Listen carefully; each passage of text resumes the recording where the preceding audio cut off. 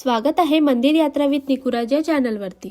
संध्याकाळच्या वेळेस घराच्या दारावर दिवा का लावला जातो, त्यामागचे रहस्य काय आहे आणि असे केल्याने कोणते फळ प्राप्त होते।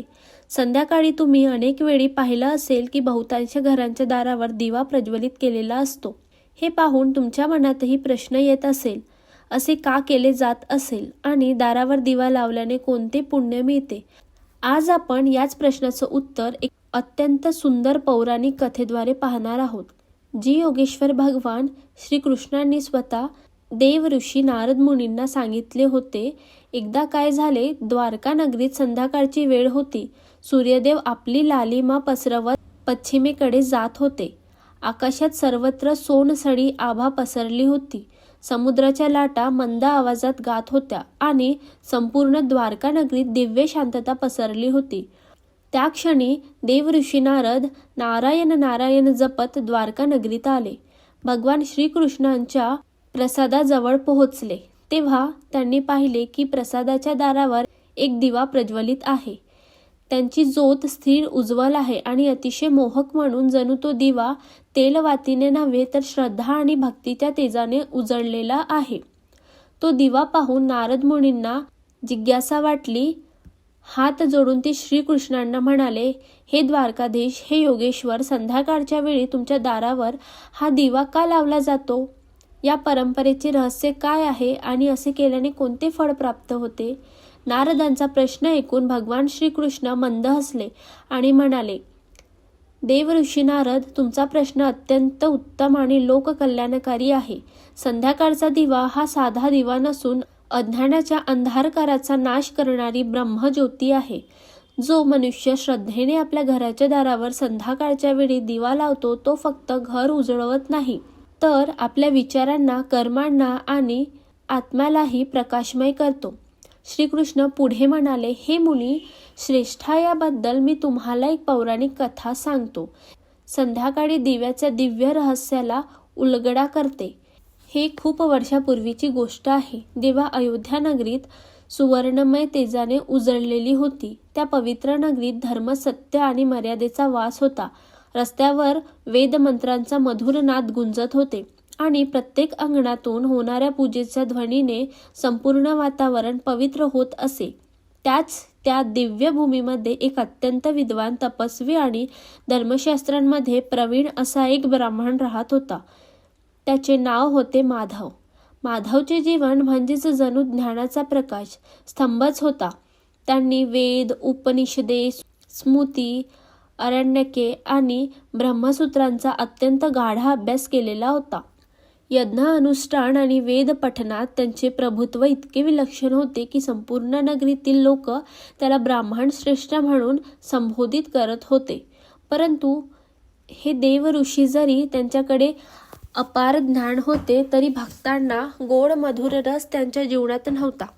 तो पूजा अर्चना करत होता, पण फक्त कर्तव्य म्हणून। त्यांच्या हृदयात श्रद्धेची, आर्द्रतेची, प्रेमाची सुस्वर भावना आणि परमात्म्याप्रती संपूर्ण समर्पणाची गहिरी भावना नव्हती, जी एका खऱ्या भक्तांच्या अंतःकरणात असते। पण त्यांच्या जीवनातील ही कमतरता त्याच्याच घरात पूर्ण होत असे, कारण त्याची पत्नी सुशीला ही अत्यंत पुण्यवती, सतीस्वरूप आणि अतिशय भक्तिमती स्त्री होती।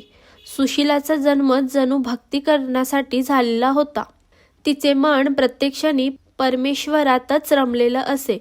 तिच्या डोळ्यात नेहमी भक्तीचे अश्रू चमकत असे आणि तिच्या वाणींमधून सदैव भगवान विष्णूंचे मधुर नामस्मरण वाहत असे। सुशीला ही शिस्त आणि अनुशासनाची मूर्तीच होती।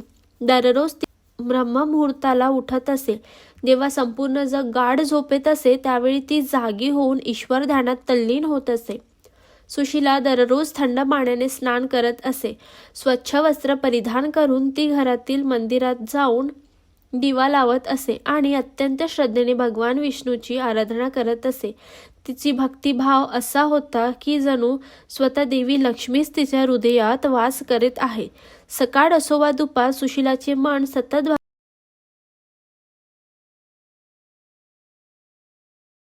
आणि सूर्यास्त होऊ लागला। तिचा भक्तिभाव प्रबळ होता। ती सर्व घर लिपून पोतून स्वच्छ करीत असे आणि आपले अंगण असे सजवत असे, जणू काही ते देवालयच आहे. मग ती मन पूर्णपणे शुद्ध करून पवित्र भावनेने दाराजवळ जाऊन स्वतःच्या हाताने एक छोटासा दिवा प्रज्वलित करत असे. त्या दिव्याचा प्रकाश म्हणजेच फक्त अंधकार घालवणारा नव्हे, तर अज्ञानाचा नाश करणारा होता. सुशीला हात जोडून देवाकडे प्रार्थना करत म्हणत असे, हे प्रभू, हा दिवा फक्त माझ्या घरासाठी नाही, हा तुमचा पवित्र चरणांसाठी आहे. यामध्ये मी माझ्या श्रद्धेची ज्योत अर्पण करत आहे. भगवान श्रीकृष्ण पुढे नारद मुनींना सांगतात, हे देव ऋषी, एकदा संध्याकाळी वेळ होती. सुशीला नेहमीप्रमाणे अंगण लिपापोती करून दाराजवळ बसली होती. ती अत्यंत भक्तिभावाने दिवा तयार करत होती. तिने मातीच्या छोट्या दिव्यात तिळाचे तेल टाकले, रुईची वात तयार केली आणि नेत्र मिटून भगवंताचे स्मरण करत दिवा प्रज्वलित केला. त्याचवेळी तिचा पती माधव तिथे आला आणि सुशीलाचा उपहास करत म्हणाला, हे वल्लभे, तू हा दिवा रोज का लावतेस? यातून काय फायदा होतो? हे तर फक्त तेलाची निरुपयोगी नासाडी आहे. पतीच्या तोंडून हे शब्द ऐकून सुशीला शांत झाली. तिने राग केला नाही, कटू वचनही बोलले नाही. ती हळूच उठली आणि आपल्या पतीसमोर जाऊन अत्यंत नम्रतेने म्हणाली, हे स्वामी, हा दिवा केवळ तेलवातीने जळत नाही, हा माझ्या श्रद्धेने जळतो. हा माझ्या हृदयातील भक्तीचे प्रतीक आहे. त्यामुळे घरात देवी लक्ष्मीचे आगमन होते आणि धर्माचा प्रकाश पसरवतो. पत्नीचे हे शब्द ऐकून माधव स्वतःच्या ज्ञानाच्या गर्वात होता. हसत म्हणाला, हे वल्लभे, जर हा दिवा इतका चमत्कारी असेल तर ठीक आहे. मीही पाहतो की तो तुला कोणत्या संकटातून वाचवतो. मला हे सर्व अंधश्रद्धाच वाटते. पतीचे हे बोलणे ऐकून सुशीला खूप दुःखी झाली, परंतु तिने काही बोलले नाही. फक्त शांत स्वरात म्हणाली, हे स्वामी, संकटाच्या वेळीच भक्तीची परीक्षा होते आणि खरी भक्ती नेहमी त्या परीक्षेत उत्तीर्ण होते. एवढे म्हणत ती घरकामाला लागली. कालांतराने दिवस गेले, वेळ बदलली आणि एक दिवस असे घडले की ज्याने माधवचे संपूर्ण जीवनच बदलून टाकले. अयोध्या नगरीवर भयंकर अकालाचा प्रकोप झाला. महिन्यानुमहिने आकाश निरभ्र होते. ढग येत असे पण पाऊस पडत नव्हता. शेत जळून गेला, तलाव तळ्यांचे पाणी आटले आणि पृथ्वीची कोंडणासारखी फाटाफूट झाली. संपूर्ण नगर भीती आणि वेदनेत बुडाले. अन्नधान्यांचे भाव आकाशाला भिडले. भुकेने वेडे झालेले मुलं रडू लागली. मातापित्यांच्या डोळ्यात असहायता होती. हळूहळू अकाल इतका वाढला की राजमहालातही अन्नाची कमतरता भासू लागली. भगवान श्रीकृष्ण पुढे सांगतात, हे देव ऋषी, ज्या घरात रोज यज्ञाचे धूर उठत होते त्या घरात आता चलाही थंडी पडली. वेद पठणाचा स्वर आता भुकेच्या आक्रोशात हरवून गेला. घरात धान्याचा एकही दाणा नव्हता, पाण्याचा एकही थेंब नव्हता. माधव, जो स्वतःला मोठा ज्ञानी समजत होता, तो आता विवश झाला.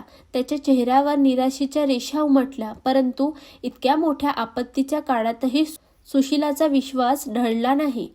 ती स्वतः उपाशी राहिली, पण दिवा मात्र रोज लावत राहिली. तिने आपल्या नेत्रात आशेची ज्योत प्रज्वलित ठेवली आणि पतीला म्हणाली, हे स्वामी, हा दिवा कितीही छोटा असला तर याचा प्रकाश माझ्या विश्वासापेक्षा मोठा आहे. जोपर्यंत हा दिवा जळतो तोपर्यंत आपल्याला काहीही होणार नाही. ती नेहमीप्रमाणे दर संध्याकाळी दाराशी दिवा लावत राहिली. घरात अन्न पाणी काही शिल्लक नव्हते, तरीही ती दिवा लावत होती, कारण तिचा ईश्वरावरचा विश्वास अढळ होता. हे देवऋषी, ती रात्र अत्यंत अद्भुत होती. चारही बाजूला प्रचंड अंधार पसरलेला. आकाशात एखादा तारा चमकत होता. चंद्रकिरणांचा पुसटचा प्रकाशही नव्हता. दिशाही निशब्द, वार स्थिर आणि अयोध्येच्या गल्ली बोंबाळ भेसूर शांतता. प्रत्येक घरात भूक आणि चिंता होती. पण माधवच्या घराच्या दाराशी एक दिवा तरी तेजाने पेटलेला होता. तोच संध्या दिवा जो सुशीलाने दररोज लावला. त्या रात्री तो दिवा पूर्वीपेक्षा अधिक तेजस्वी दिसू लागला. त्याची ज्योत जणू एखाद्या अदृश्य दिव्य शक्तीचा संकेत देत होती. सुशीला त्या दिव्यासमोर बसून प्रभूचे स्मरण करीत होती. तिच्या नेत्रांमध्ये थकवा होता, पण विश्वासाची दिव्य आभा अद्यापही झळाळत होती.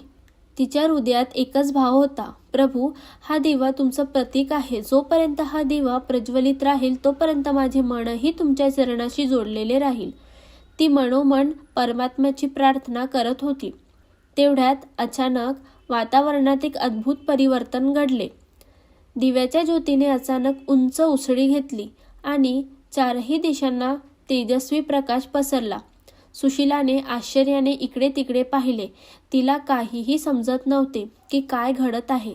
तेव्हाच तिची नजर दाराकडे गेली. तिथे एक अत्यंत सुंदर, तेजस्वी आणि दिव्य स्त्री उभी होती. त्यांच्या रूपांचे वर्णन करणे कठीण होते. स्वर्णकांतीचे वस्त्र, करुणेने ओथंबलेले नेत्र आणि त्यांच्या चरणस्पर्शाने पृथ्वीवर उमळणारी पुष्पे, ते दृश्यच अवर्णनीय होते. हे देवऋषी, ती कोण साधी स्त्री नव्हती. ती धन आणि सौभाग्याची अधिष्ठात्री देवी महालक्ष्मी होती. देवी महालक्ष्मींना पाहताच सुशीलाचे हृदय भक्तीने उलावून गेले. तिने तात्काळ दोन्ही हात जोडले. तिच्या नेत्रातून अश्रुधारा वाहू लागल्या. ती शब्दही उच्चारू शकली नाही, फक्त श्रद्धेने लीन होऊन देवीच्या चरणी वाकली. लक्ष्मी मातेने करुणाभरी दृष्टीने तिच्याकडे पाहिले आणि मधुर स्वरात म्हणाल्या, पुत्री सुशीला, उठ. माझ्या अढळ भक्तीने मी अत्यंत प्रसन्न आहे. कठीण काळातही तू तुझे नियम सोडले नाहीस. जग भय आणि भुकेने कापत होते, पण हा तुझा दिवा कधीही विझला नाही. हा दिवा तुझ्या घरालाच नव्हे तर संपूर्ण जगाला प्रकाश देणारा आहे. माग, तुला काय वर हवा आहे? सुशीलाने नम्रतेने हात जोडून म्हटले, हे देवी, मला धन वैभव नको. मला एवढंच वर द्या की माझ्या घरातील हा दिवा कधीही विझू नये. हा दिवा सदा तुमच्या चरणापाशी प्रज्वलित राहो. माझ्या कुलात सदा धर्म, शांतता आणि सुख नांदो आणि कोणत्याही युगात माझे वंशज या दिव्याच्या महिमेला विसरू नयेत. सुशीलेच्या निर्मळ आणि निस्वार्थ भावनेने देवी लक्ष्मींना अतिशय आनंद झाला. त्यांनी